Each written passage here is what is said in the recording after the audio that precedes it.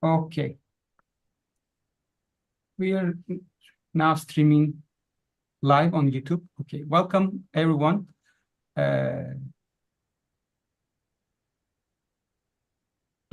we have a joint seminar with Koç University School of College of Engineering Seminar Series and IEEE SPS Turkey Chapter Open Lecture Series.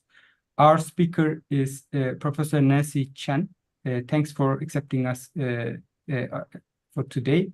So very briefly, Nancy Chen serves as Generative AI Group Leader and AI for Education Program Director at I2R and the Principal Investigator at CFAR at A-STAR. Her expertise lies in generative AI in speech, language, and multimodal conversational technology. She serves as IEEE SPS Distinguished Lecturer Program, Chair of ICLR 2023, board member of ISCA, board governors of SPSA, and she's honored as Singapore 100 Women in Tech in 2021.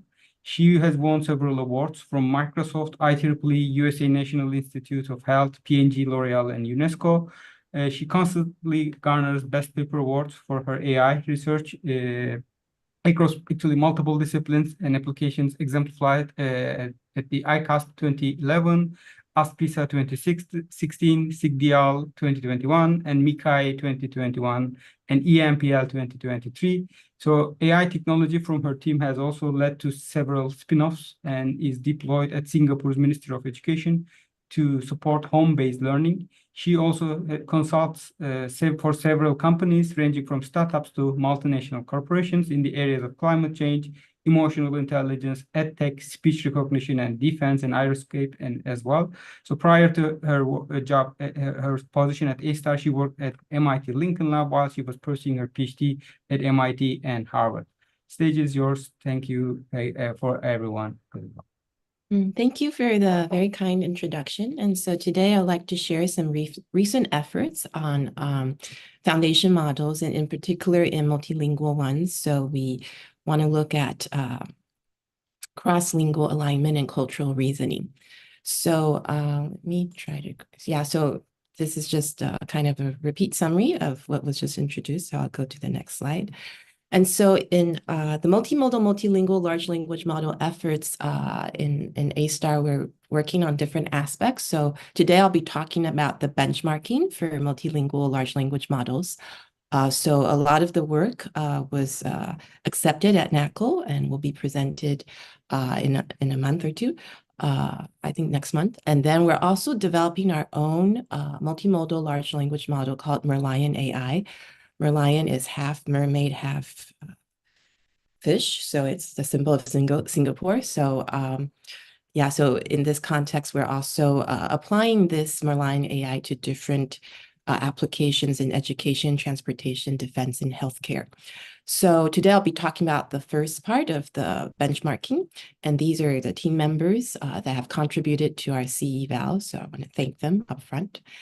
And from the very beginning, I would like to point out that actually 44 years ago, generative AI has already been foreshadowed in Doraemon's manga. So Doraemon is a robot cat, a very famous manga character in Japan. And so basically, almost half a century ago, in one of the stories, he brought out this box from his pocket, and this is a special box where it can analyze any manga book you give it. It will analyze the writing style and artistic styles and imitate it.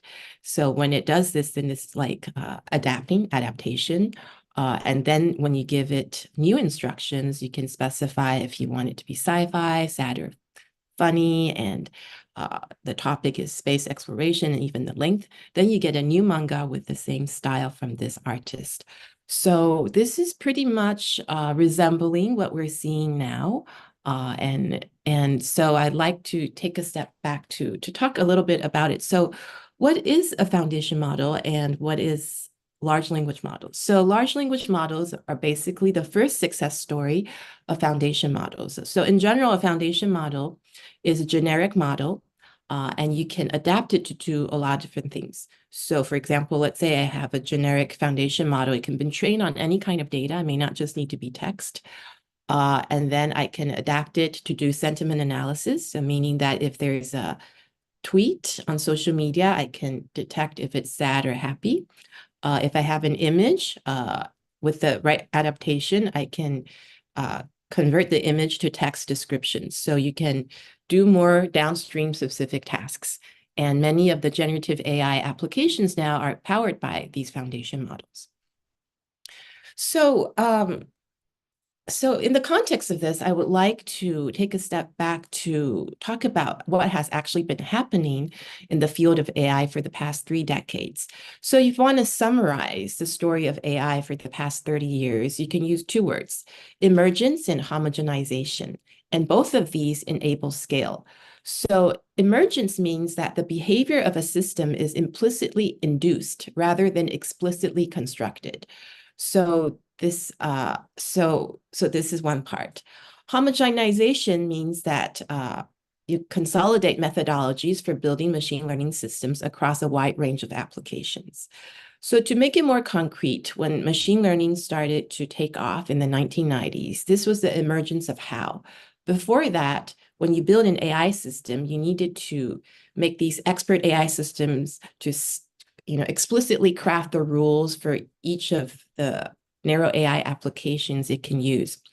But with machine learning, we can implicitly learn the rules through the algorithms, like Hidemaker model.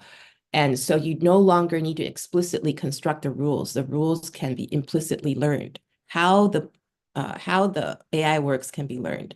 And so this consolidates the different learning algorithms because you don't need a specific learning algorithm for a specific AI system anymore. You can just learn all the underlying rules implicitly. So this went along for around 2 decades. And then there was the emergence of deep learning, where now we can implicitly learn the features. So before this, in the more machine learning era, if I wanted to do speech recognition, I don't need to care about the algorithm so much anymore, but I need to craft the feature inputs. So for example, in speech recognition, we know that the human auditory system is more sensitive to low frequency sounds. Then I will put more emphasis on those low frequency sounds when I input my features. In computer vision, I know that the visual system of humans are very sensitive to the boundaries of different objects. And so the edges should be enhanced when I prepare features for computer vision tasks. So, but then in the deep learning era, because we can implicitly learn the features and also learn the hierarchy of these features, I no longer need to specify these domain-specific features anymore. I can just learn them. And here from the methodology side, the neural architectures also were homogenized, so that now the most classic example is that for any computer vision task, I can just use a convolutional neural network, and I can do any of these computer vision tasks. So here we see the consolidation of the neural architecture.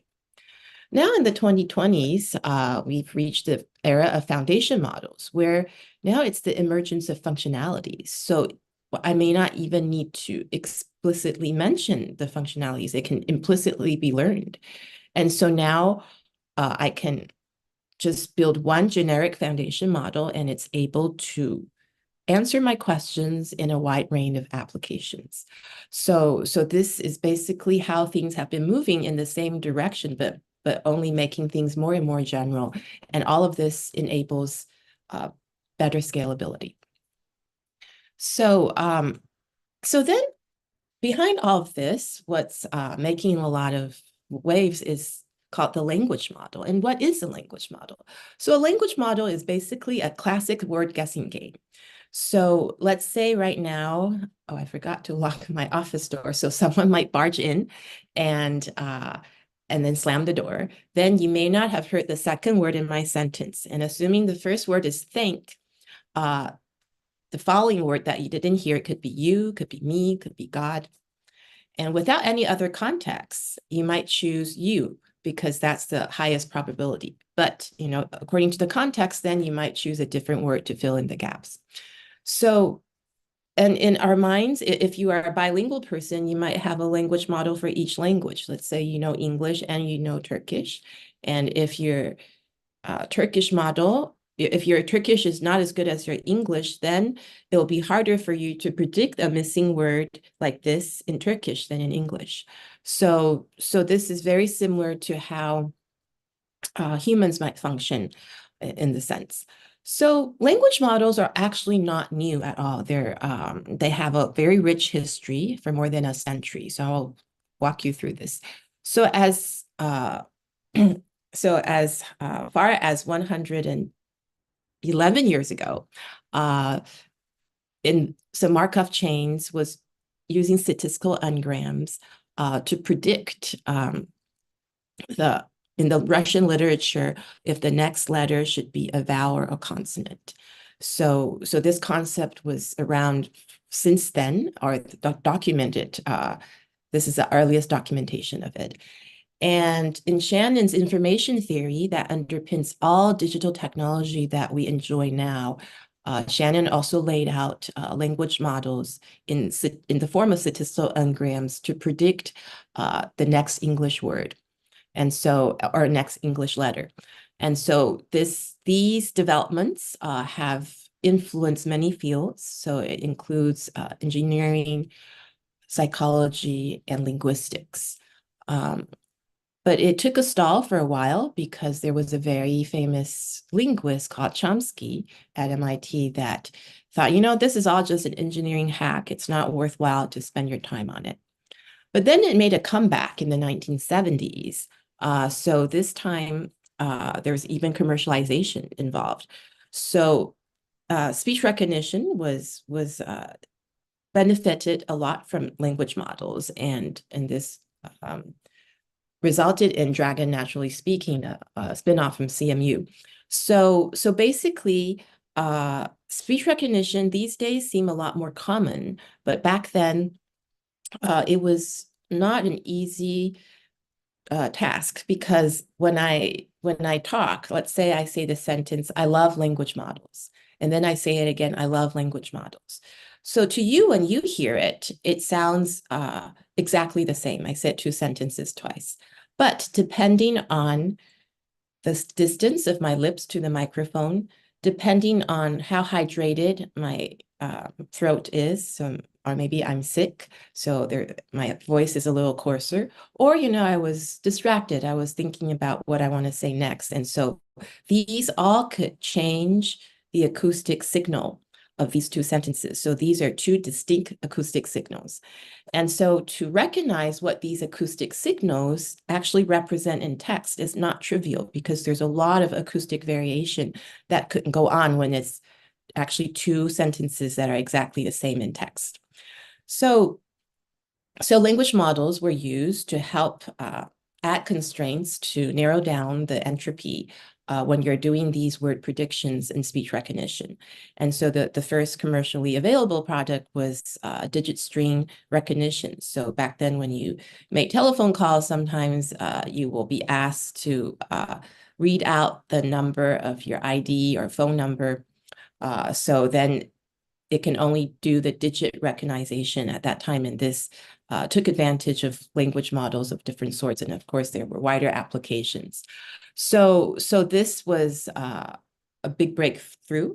So at least there was commercial applications. And then a lot of effort went in, because language models tremendously made the word error rate a lot less for speech recognition.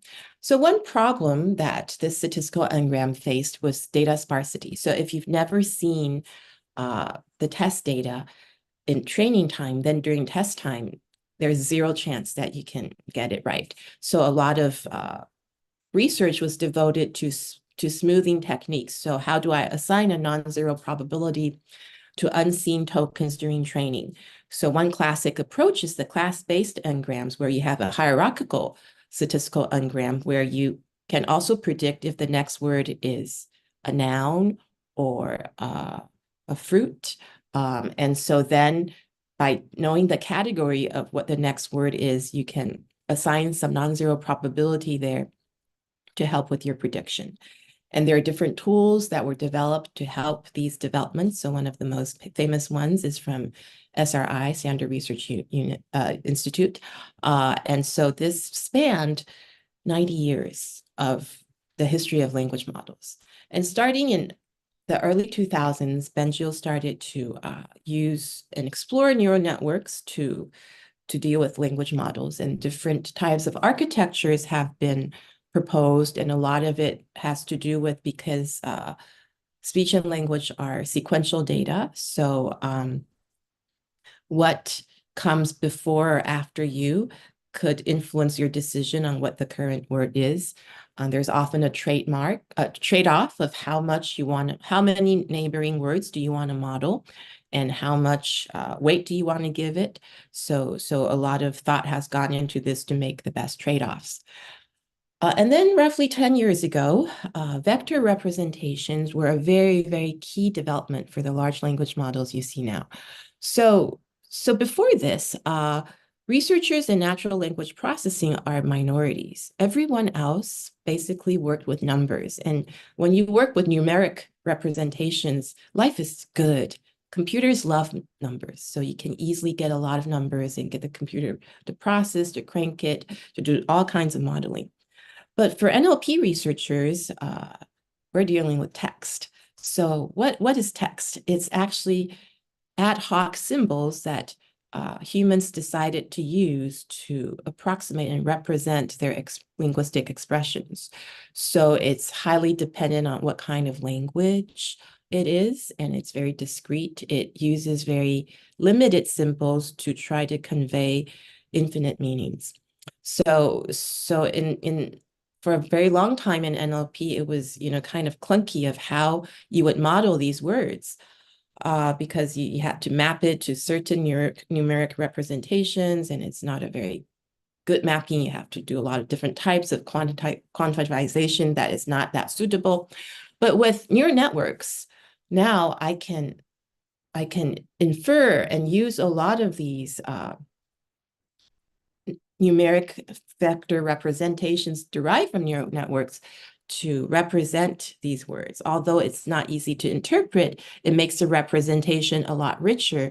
And all these other techniques that have been developed for numeric computational modeling can be used by NLP researchers now. So that was a very big way forward.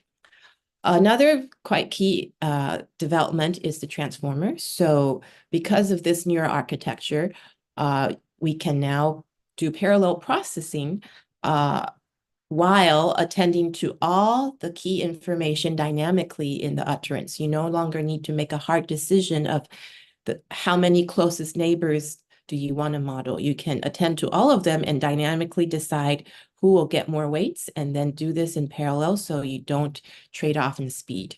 So as of now, transformers are the building block, the smallest Lego piece of all large language models you see. So this is another key development of large language models.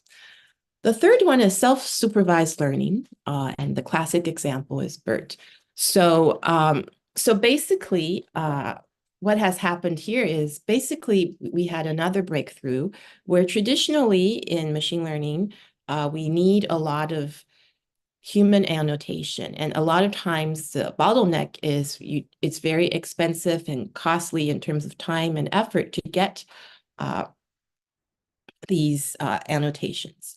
But now I can use a very resourceful way, because think about it. What is text? Text is annotation to language.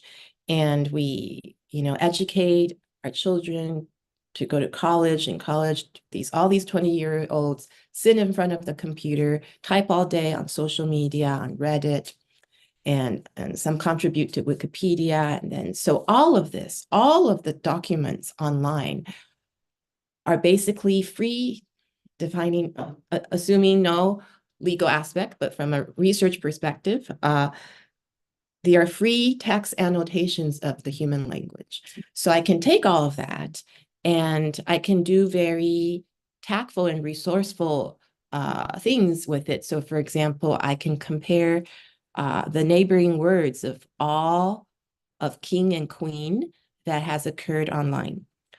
Then if you have similar neighbors, if two words have similar neighbors, that means that these two words must have something in common in one dimension in the semantic space. So for the king and queen example, you could infer from all the documents online that they share a contrasting relationship of male and female, but they have a lot of other common semantic dimensions in authority, in royalty, and wealth. So you can do this again between queen and princess, and you'll find that they have a contrasting relationship between senior and junior, but also share a lot of other commonalities in different semantic dimensions. So this includes gender and authority and socioeconomic status, etc. So you can do this on all word pairs. And this is basically what self-supervised representation learning is. And this enabled BERT. BERT is basically a representation of all these semantics. And you can consider it the precursor of large language models, because when it came out at the end of 2018, in the NLP field, it changed a lot of things. So in NLP, starting then, the default was to use something like BERT to run your task, and you'll already get a pretty good performance without any adaptation or fine-tuning. And of course, you can fine-tune and adapt on top of it. So BERT was more useful for language understanding tasks. For language generation tasks, there was BART. And actually, at the same time, the first version of GPT came out, but that time no one was using it. It was not very famous. So in the NLP field, this approach of the emergence of functionality and the consolidation of these models had already started back then. It's just that it's only nerds, NLP nerds, using it. So in 2022, late 2022, OpenAI released ChatGPT, and because it has a great user interface, now anyone, you don't need to know how to code, you just need to know how to type. You don't need to be an NLP researcher, you don't need to be a researcher at all, you can be a government official, a CEO, anyone. And you can type and you can get your answers. And this amazed the whole world, because before that, you just hear about it, but now you can try, and it made a lot of people realize, oh, wow, AI is so powerful. But actually, there was a lot of things that have already been happening in the backdrop that led to this. This is not like a discrete moment. It's actually very continuous, especially if you're in the NLP field. So in 2023, multimodal versions came out, and I think recently there was a newer version. And then, of course, not just OpenAI, Google also has their Gemini models. And so this is a quick summary of how language models have developed since more than a century ago till now. And of course, there's still a lot of rapid developments going on. So today I want to talk, based on this background, talk about multilingual large language models. And in particular, I want to look at the intersection between language, reasoning, and culture. So humans are the only animal that use language in a very sophisticated way to document knowledge, to pass down information and communicate with each other and express emotion. So language is very important for humans. And we are also an animal for reasoning. So when we conduct our reasoning, whether it's in our head or with someone else, we often use different types of language to express it. And culture is, basically how humans do things. Different groups of people do things differently. And this is what culture means. And a lot of the cultural aspects are encoded in language. So the question I want to ask is, can large language models do multicultural reasoning? And I'm going to use coffee as an example. So today, although this is virtual, most of you are from Turkey, and Turkey has very rich history. And one example to demonstrate one's culture is through coffee. So here I found a quote that I really liked from Turkish. So coffee should be black as hell, strong as death, and sweet as love. And so this is some representation of Turkish's coffee culture. And I want to show a video that demonstrates coffee's culture in Singapore, another multicultural country that's on top of the equator. So both Turkey and Singapore are places where the East meet the West, and here we'll look at a Singaporean example. So can large language models understand multicultural practices in ordering coffee in Singapore? Can I get a kopi kosong? There's no kopi kosong. Kopi is with condensed milk. Kopi siu dai has less condensed milk. Kopi C has evaporated milk and sugar. Kopi C kosong has evaporated milk and no sugar. Kopi O has no milk, only sugar. Kopi O kosong has no milk and no sugar. You understand? So there's no kopi kosong. What you want? So I hope you all was able to see the video. And if you didn't understand it, don't worry. You're just as smart as ChatGPT. You just need more training data. But I will kind of run through with an example to show you what does a large language model need to do to be able to answer these kind of multicultural reasoning questions. So let's assume the question is, which drink in Singapore has the highest calories? So we have 4 options here: Teh O, Teh Show Dai, Kopi, and Kopi C. So there are 3 steps for multicultural reasoning that it needs to go through. The first one is multilingual understanding. So you need to know Teh means tea. So actually, Teh is in Hokkien. Hokkien is in the Fujian province in China, where tea was originated, and the British brought it and sold it all over the world and changed the name from Teh to tea. Cantonese, okay, so the next one, Show Dai, is in Cantonese. It means less amount of sugar. And kopi is from Malay. It means coffee, and it actually has Arabic roots. So these are the key terminology. Then we need to have a closer look at different cultural and personal preferences.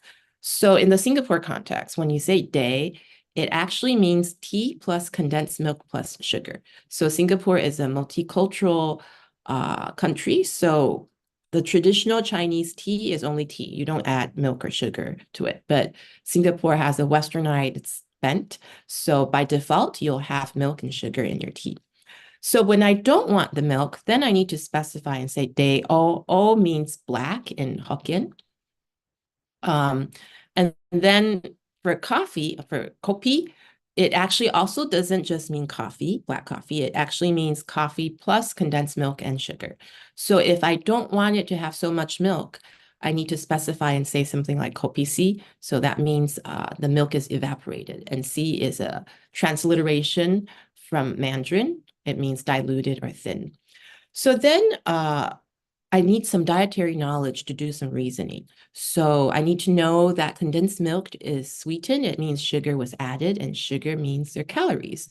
So if I want more calories, I need to find the drink with the most sugar, which in this case is kopi C. So this is an example of multicultural reasoning in Singapore. And we actually developed a C-eval benchmark set where we have questions like what I listed there for different cultures, not just Singapore. And so here C-eval consists of 28 data sets. 6 of them are new data sets, and then we also include a consistency metric. So we include cultural comprehension tasks, like what I just mentioned. We also look at cross-lingual assessment, which I'll talk about a bit more later. Specifically, we looked at 5 different languages. So this includes English, Chinese, Indonesian, Vietnamese, and Malay. And the 4 tasks, in addition to the first 2 I mentioned, cultural understanding and cross-lingual consistency, it also includes complex reasoning and standard NLP tasks. So we actually made the eval data set open source, and so you can access it at the website and GitHub with the code. So here with this, I want to understand the boundaries of multilingual large language models. And in particular, I want to ask 4 questions. Okay, the first one is, when instructions that you give the large language models are reworded and paraphrased, so they mean the same thing, do the large language models give the same answers? The second question is, for factual or scientific queries where, well, multilingual large language models give consistent answers across languages. The third one is, do large language models still suffer from exposure bias, which could be from position bias or majority label bias? And the fourth one is, can multilingual large language models perform equally well on different languages? So for the first one, okay, the first one is, when instructions are paraphrased, do large language models give the same answers? So here I'm showing, okay, so when we think about accuracy, usually we think, it's a number. And then the higher the number, the better the performance. So here we're proposing to look at it a little two-dimensional way, and where we're going to extend it to the semantics dimension so that I will paraphrase the same instruction multiple times where semantically they're the same, but they're represented with different words. And I expect the behavior to be consistent because to a human, the meaning is the same. But this is what I observe. I observe that for large language models, it's sensitive to the variations in reworded instructions. And so here is some experimental results. So here, this is on different versions of Llama and ChatGPT. And on the horizontal axis, we have 5 different semantically equivalent instructions. Okay, and then the vertical axis is accuracy. So you see here, none of the lines are straight and flat.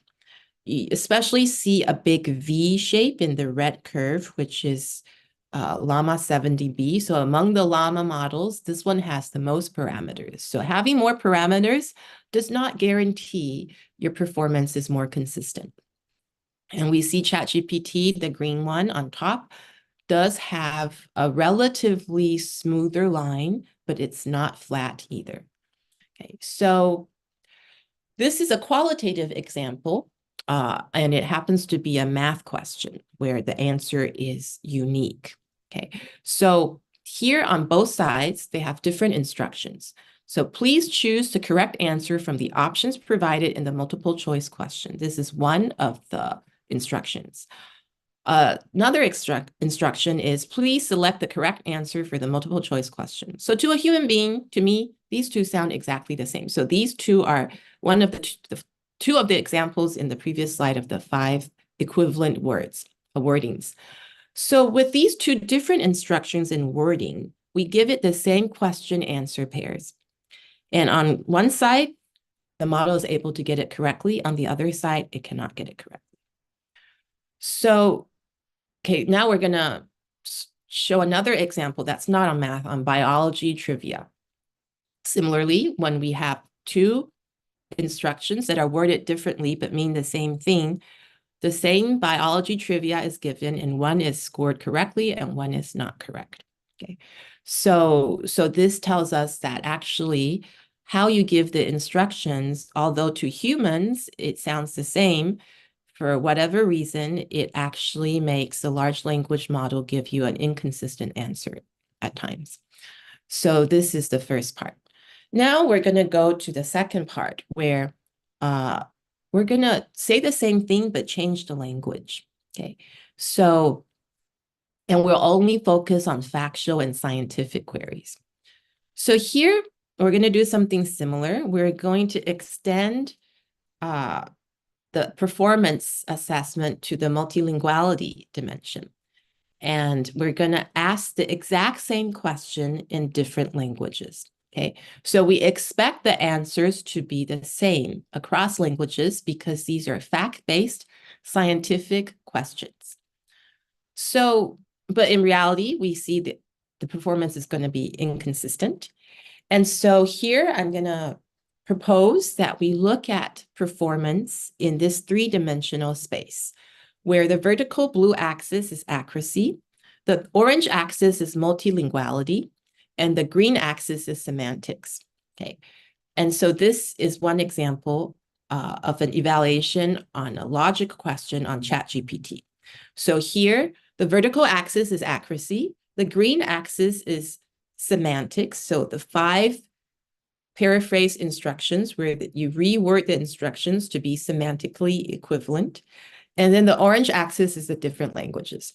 Okay, so we see originally the idea is it should be a dot. This accuracy measure should be 1 dot. And I think, oh, whenever I use ChatGPT, it's so good. So it should be like 99.9%. But actually, you should decompress it, and this is what you get. So you see the highest plane is green. It represents English, but notice it's not flat. Okay, so it goes down and up. Then there's a pretty big gap. The next one is Mandarin Chinese, where it's red and it goes up and down quite a bit. Then the next one is Spanish. It also goes up and down.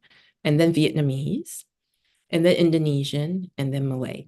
Okay, so it's quite a complex shape. Okay, so it's not so straightforward that it's just 1 dot. So here I'm going to change it to a 2-dimensional representation, so it's easier for our brains. So here, this is the cross-lingual inconsistency that we want to examine, and these are language understanding tasks. So here, the blue bars are accuracy. Okay. So the first model, Llamas from Meta, Baichuan model is a Chinese-oriented model, and ChatGPT and GPT-4 from OpenAI. And then, so blue is accuracy, the standard metric. Green is consistency. So here we define consistency as you always give the same answer.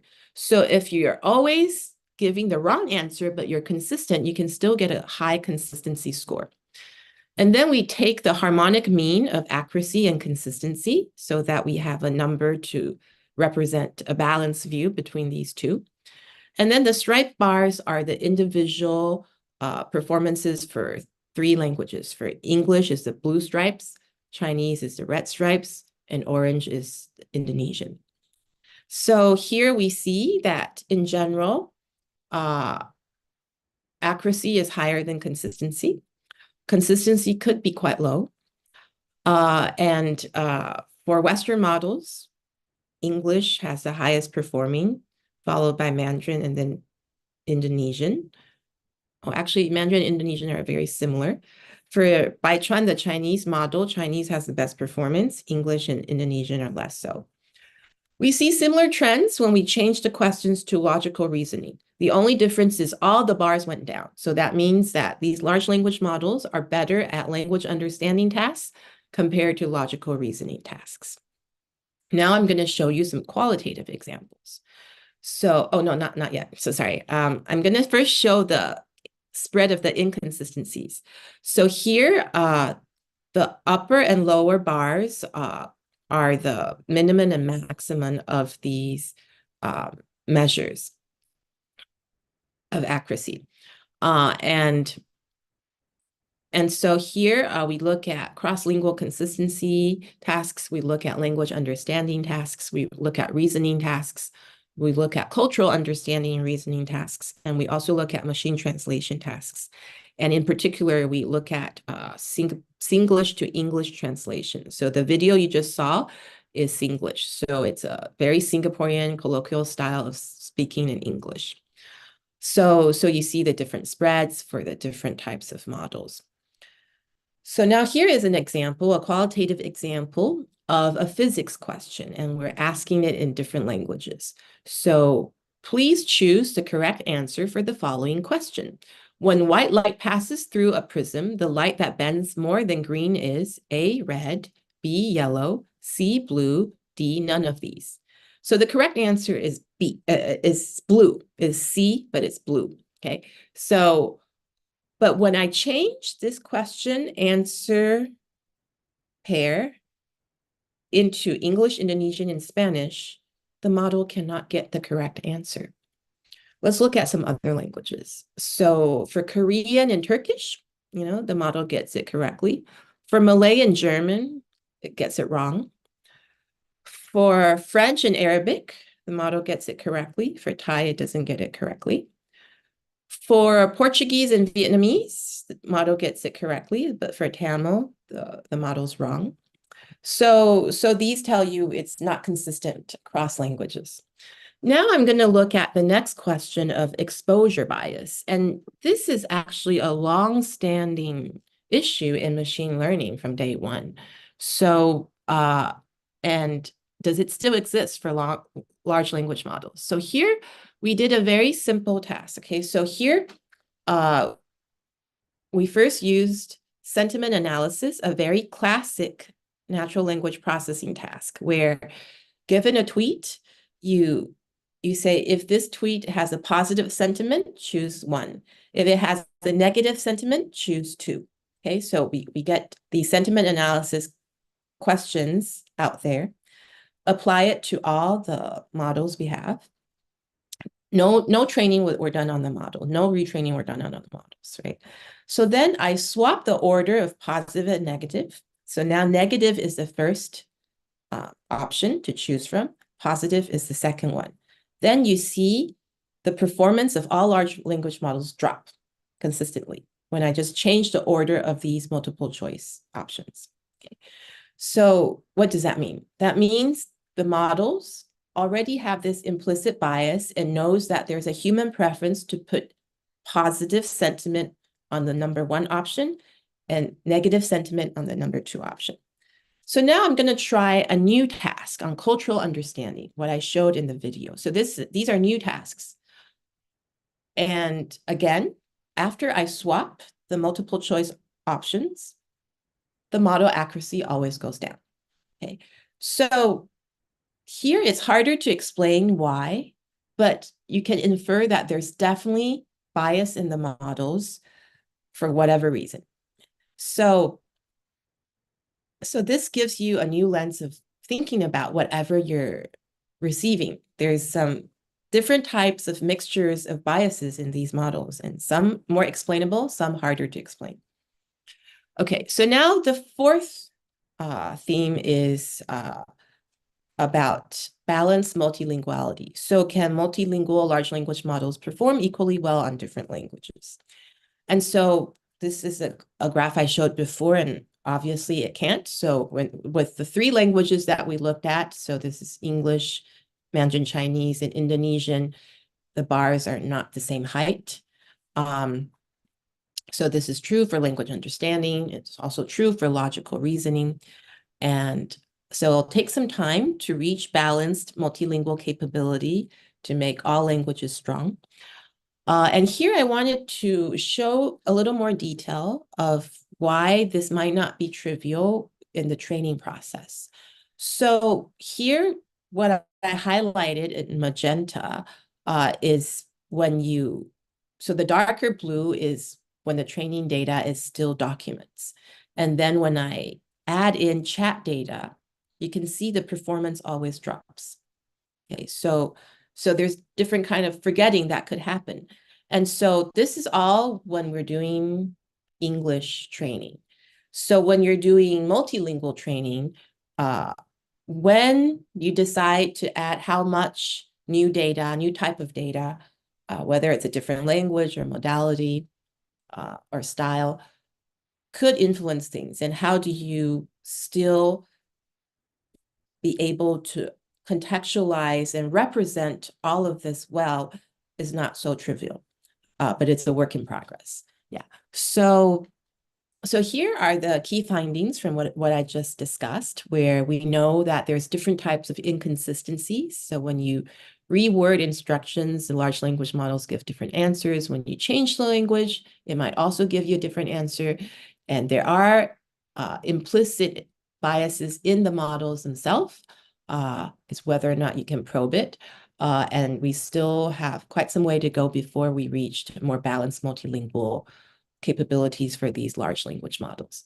So I hope these investigations that I just shared can help underscore the need for more research in more generalizable representations. And when we are thinking of multilingual large language models, we should enhance the contextualization between them. And also we need better machine learning evaluation frameworks to be able to assess how good these models really are from different perspectives of the semantic and multilingual and cultural dimensions.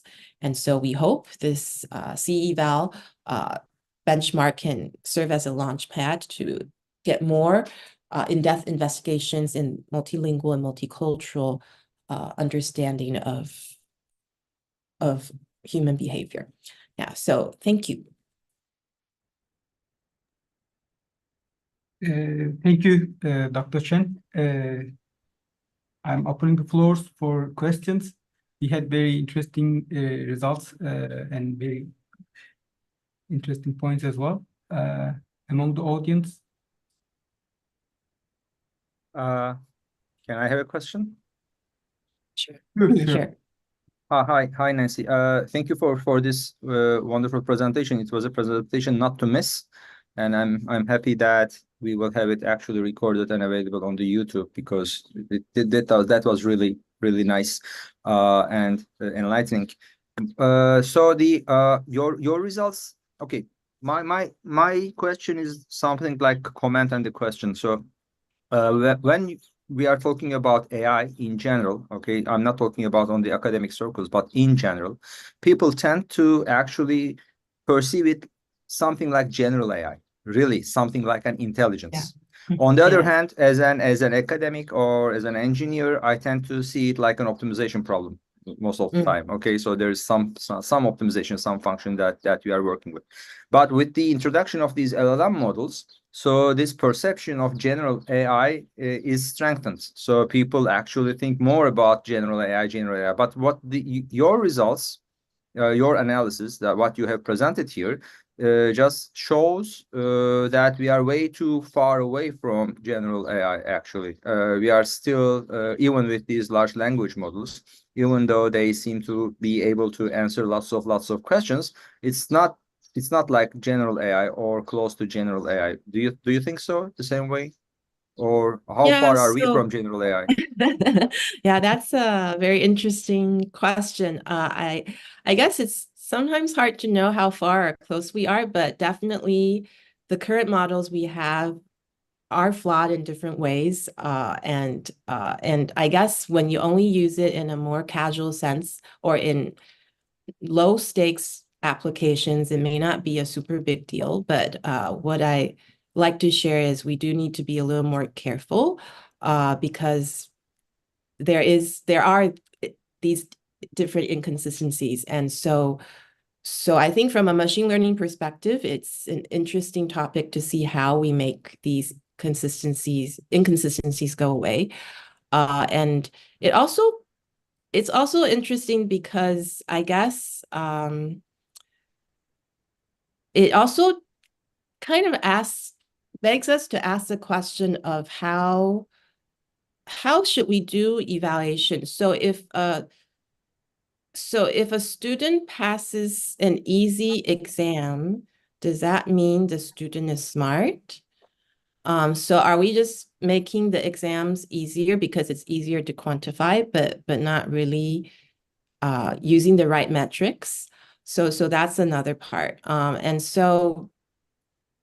then what kind of metrics do call for what is so-called general AI? And that's kind of, I guess, a little subjective. And of course, in the field, we also keep making it harder for us. So once we solve a task, we define that's no longer AI anymore. So I guess I think there's still a lot to do.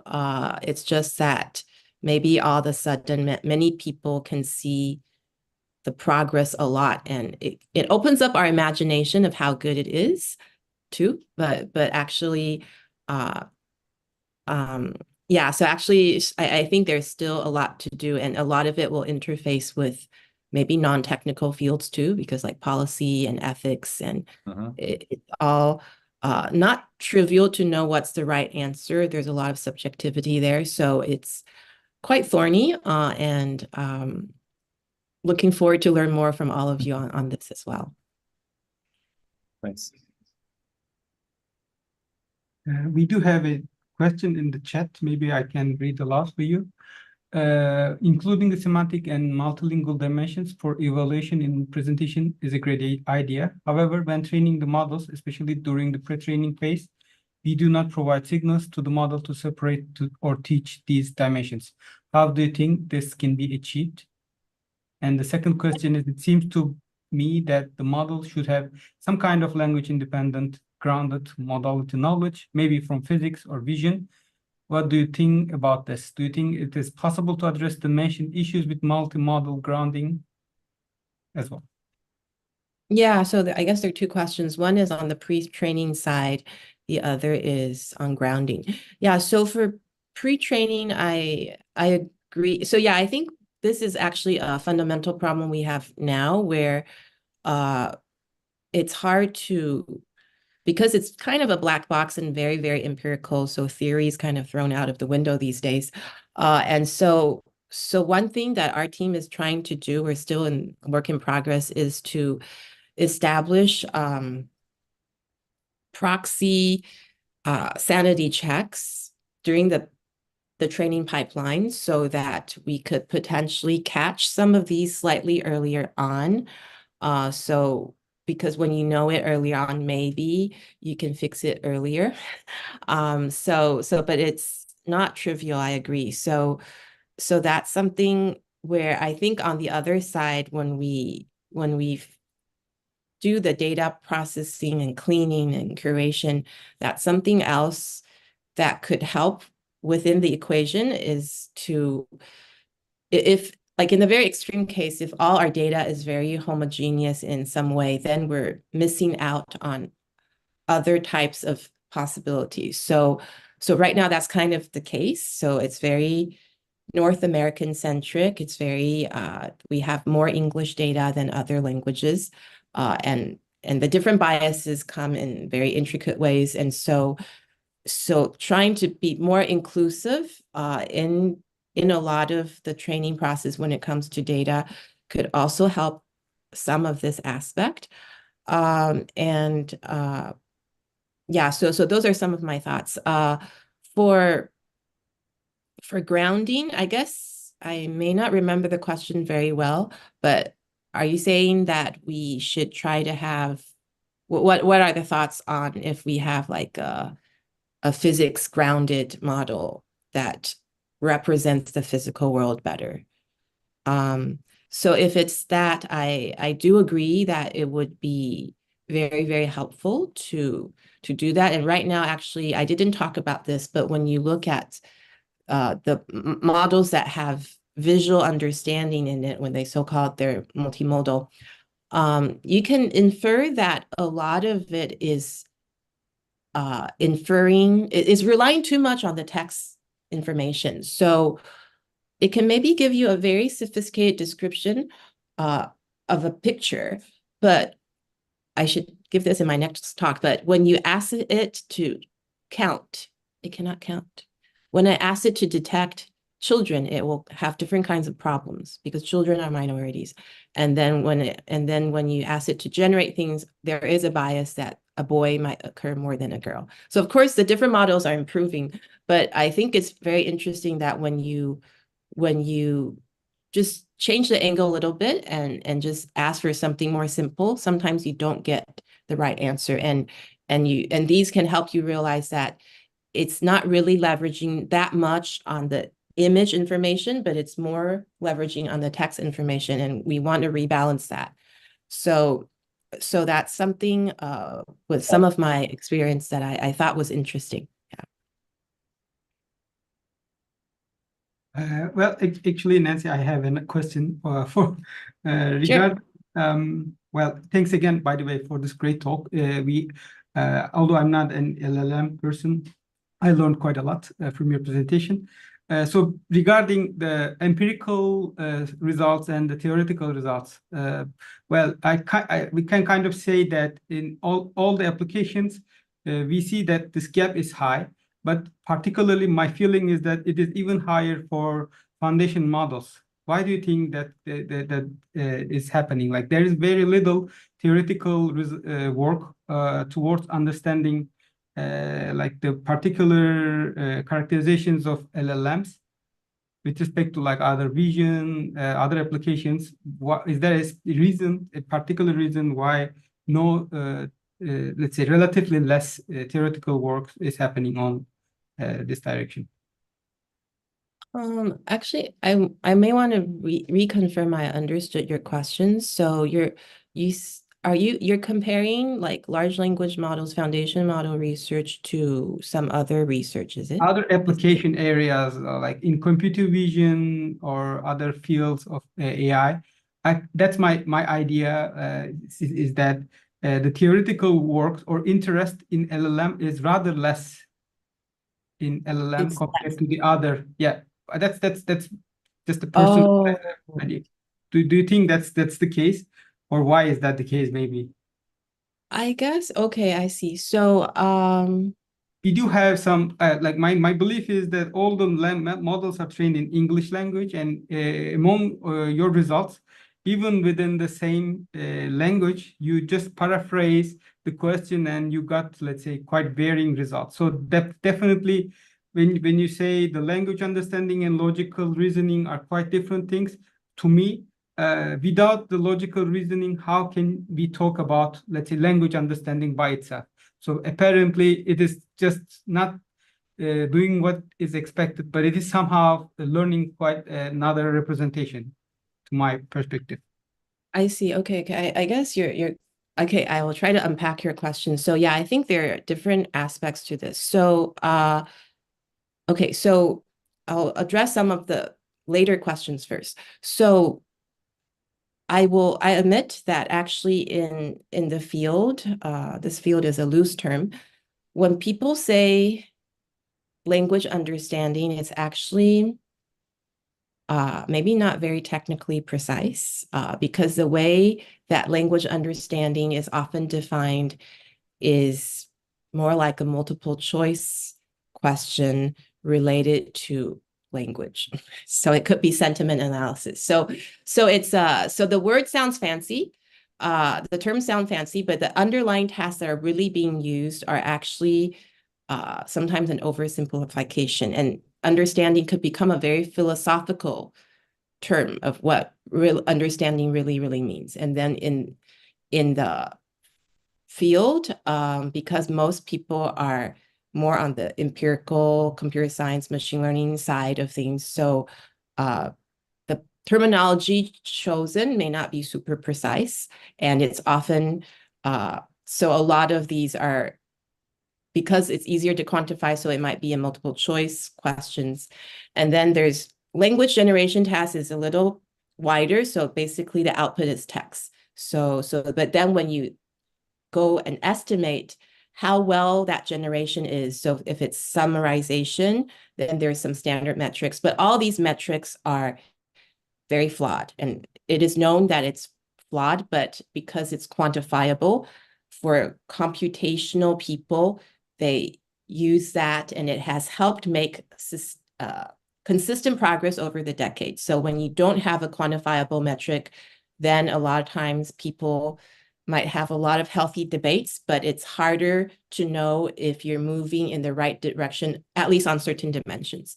So I think part of it is we have, I don't know if we will, but people are trying to figure out better metrics to quantify these language-specific phenomenon.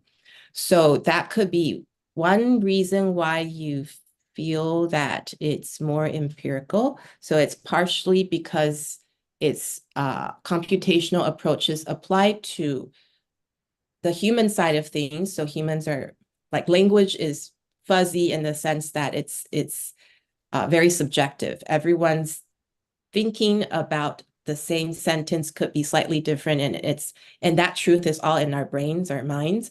So being able to come up with a very objective way to measure that has always been difficult. And in other fields, in linguistics, psychology, there's a lot of work on that. And then for computer scientists, we move a little bit of that to make it something more quantifiable so we can make some progress here. But these are a lot of approximations. So that's I hope that explains a little bit.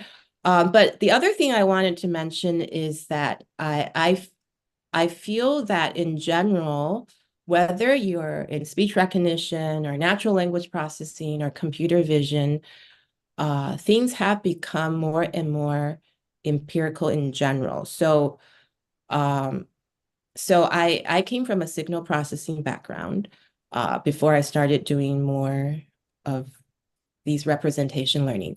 So from when, in my case, so in the beginning, you think a lot about where the data comes from. So I learned a lot about the speech signal, how it's generated by our biomechanism of our body, but it's a physical phenomenon. And what are the properties it has and how we could leverage on these properties to build different models. So those, in some way, it links to some kind of physical truth easier. So in computer vision, also you have the actual image, right? So that is grounded in the physical world. So it's easier to link back to that. Or in the beginning, when we didn't have so many computational tools, we leveraged a lot on our understanding of the physical world to build our understanding and feature representations and modeling techniques. But as things moved forward, it seemed like, and so actually even in natural language processing, before deep learning was really, really popular, you actually often needed to leverage a lot on linguistic knowledge, and the models you propose need to have a linguistic theory behind it to get accepted at better venues. But then I guess deep learning kind of penetrated all these fields, and because of that, and deep learning has a lot of its strengths where you don't need, so in the past you might need a more rigorous mathematical framework to set up the problem and do the modeling, but oftentimes the accuracy may not be super consistent. With deep learning, it's much more empirical, and it seems to be able to work better, at least in empirical applications. So you can argue that it actually is still basically just very good at learning the correlations between the input features and the output labels. It's just most of the time, this correlation is not too unreasonable. So, but like the sentiment analysis example I gave, where the first choice is positive, the second choice is negative, that shouldn't be learned, but they're only learning that partially to help them do better. So all of those biases are actually have been there, and it's just that you may or may not detect it. So, but in practical usage, if I never swapped the positive and negative options, I would not know that there was that bias. But in general, it doesn't just use those biases to make the decision. It uses a lot of information it has. So in that sense, it's maybe part of it is we haven't really evaluated very, very thoroughly, but part of it is that in a lot of practical applications, maybe that was good enough. So in that sense, I feel like all the fields have become more and more empirical. So that's my view, and but I'm happy to hear other thoughts. Yeah. Thank you, Nancy. Any questions? Lots of questions actually, but I mean we are over time. I mean we are getting into the philosophy of what is a fact, what are we learning, what is language. Language is itself an encoding of some reality, but in itself it tends to be its own reality. So I mean what we communicate is what we know. It's not necessarily what it is. So there are so many questions what we are learning, but essentially we are learning this encoding, I think, with LLMs, at least for now. Yeah. Thanks for your sharing. Maybe let's thank our speaker today. Thank you, Nancy. Yeah, thank you.